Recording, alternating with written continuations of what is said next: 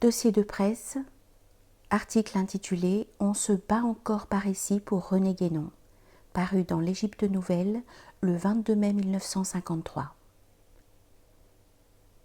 La revue France-Asie, qui paraît à Seignon au Vietnam, boîte postale 79, a consacré son numéro de janvier 1953 à René Guénon, en islam Cheikh Abdelwahid Yahya, décédé au Caire dans la nuit du dimanche 7 au lundi 8 janvier 1951.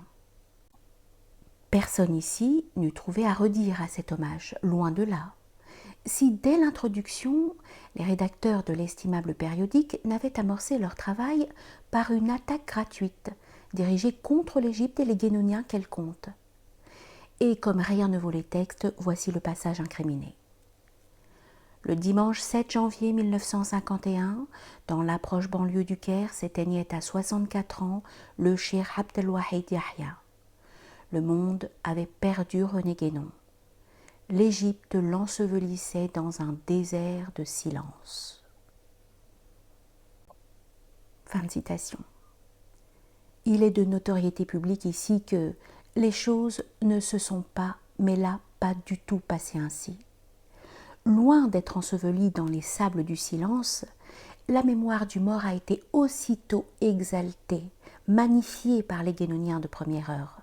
Bien mieux, les plus ardents d'entre eux ont fondé depuis le groupement des Amis de René Guénon, dont l'objet est de travailler, dans un silence décidément dangereux, à diffuser ses ouvrages et sa pensée. Nul n'était plus qualifié que notre cher Jean Moscatelli, rédacteur en chef de l'hebdomadaire Images, pour s'inscrire en faux contre l'impératif catégorique de la revue France-Asie, et pour suggérer avec des ménagements et une douceur vraiment exemplaire la rectification d'une erreur susceptible d'égarer des lecteurs peu informés. C'est cette protestation que nous reproduisons plus bas. Trop heureux que sa publication coïncide avec la très haute et, en tout cas pour nous, très enviée distinction dont Jean Moscatelli vient d'être l'objet.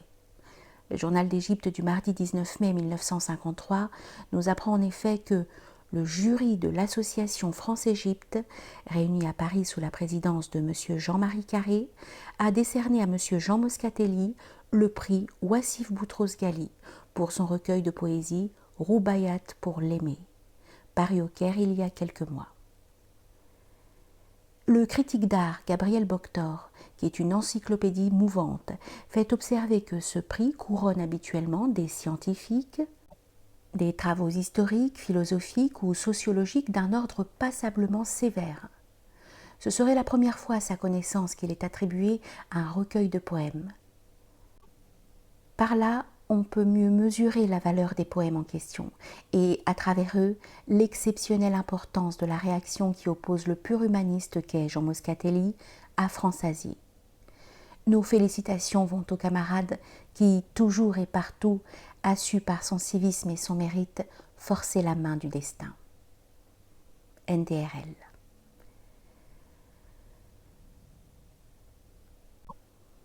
Voici la lettre écrite par Jean Moscatelli le 28 avril 1953 au directeur de France-Asie. Monsieur le directeur, je me suis procuré ce matin le numéro de France-Asie pour janvier 1953, que vous avez consacré à René Guénon. Je vous félicite tout de suite du sommaire important qui le compose. J'ai déjà eu le temps de lire quelques articles comme ceux de Chion, de Dermengum ou d'Abderrahim. Et si certains des textes publiés, ceux de Gide, d'Aumale ou Bosco, me sont connus, il n'en reste pas moins que l'ensemble de cette publication d'hommage que vous avez faite est d'un vif intérêt pour ceux qui se sont penchés sur l'œuvre guénonienne.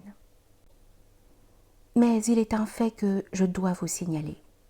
Dans votre introduction, vous écrivez dès le premier paragraphe « Dimanche 7 janvier 1951 », dans l'approche banlieue du Caire, s'éteignait à 64 ans le Cheikh Abdelwahid Yahya. Le monde avait perdu René Guénon. L'Égypte l'ensevelissait dans un désert de silence. Ici, dans cet Orient qu'il aimait, mais en un point où il l'aurait difficilement reconnu, la nouvelle mit longtemps à se préciser et à se stabiliser. Les lettres de France s'en chargèrent. Fin de citation.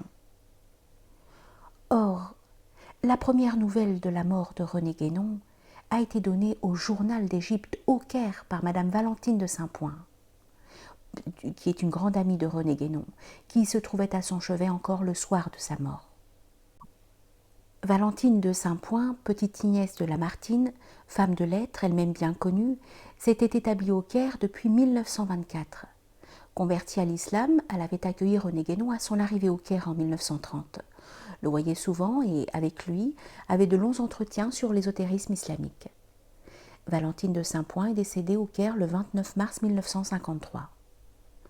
Aussitôt alertée, la presse égyptienne a publié de très longs articles sur René Guénon, dans la Bourse égyptienne, dans l'Égypte nouvelle, dans Images, où j'ai donné moi-même un entretien posthume avec René Guénon. Mon confrère et ami égyptien Gabriel Boctor, également dans Images, des souvenirs personnels et des reportages illustrés sur la villa Fatma où vécut René Guénon, ainsi que sur le cimetière où il a été enseveli. Ce sont là même les seules photos qui aient été prises de la stèle de René Guénon. Avisé et informé, M. Gabriel Dardot, directeur de l'AFP au Caire, envoya une dépêche puis un fiture sur la mort de René Guénon. Et c'est ainsi que la France et le monde apprirent la grande perte. La revue L'Égypte nouvelle, que dirige le français José Caneri, a recueilli tous les articles qui avaient paru en Égypte sur René Guénon et les a publiés en plusieurs livraisons. Cette revue a aussi publié des textes qui ont été lus à la première commémoration de René Guénon, le 8 janvier 1952. À la Villa Fatma, texte de Ali Kamal El-Dib, de Georges Raymond, de Valentine de Saint-Point, de Gabriel Boctor et de moi-même. Pour la deuxième commémoration de René Guénon, le 8 janvier 1953, d'autres textes lus, dont celui d'Igor Volkov, ont été également publiés par l'Égypte nouvelle. À cette commémoration, à laquelle, comme à la première, ont pris part une trentaine de personnes, dont plusieurs Égyptiens et un membre de l'ambassade de France, à titre personnel. René Guénon ayant opté pour la nationalité égyptienne quelques années avant sa mort. Il a été décidé de se grouper en amis de René Guénon. Cette association, qui comprend entre autres le docteur Katz, qui soigna René Guénon à ses derniers moments, et Maître Moine, co-tuteur de la veuve Hadja Fatma, des enfants de René Guénon, cherche à maintenir le souvenir du grand disparu et s'occupe du sort de sa bibliothèque.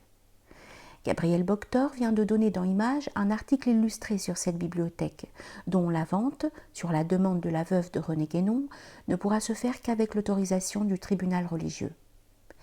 Divers bibliothécaires ont été invités à la visiter.